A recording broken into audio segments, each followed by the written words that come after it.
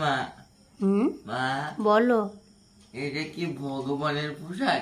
হ্যাঁ বাবা। ভগবানের প্রসাদ এটা? হ্যাঁ বাবা। তুমি আমার জন্য যেখানে যাও নিয়ে আসো কেন?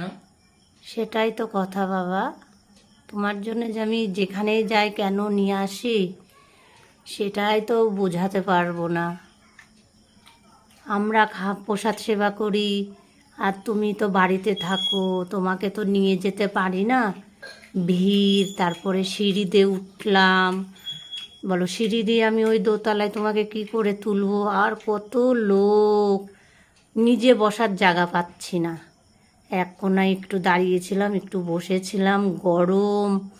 কিন্তু তুমি গেলে তো আমি তো তোমাকে কি করে কি করব বলো। সেই জন্য তো নিয়ে যেতে পারি না, তাই সব নিয়ে আসি তোমার জন্য। নমস্কার, সবাই কেমন আছেন? আজকে হচ্ছে রাধা অষ্টমী।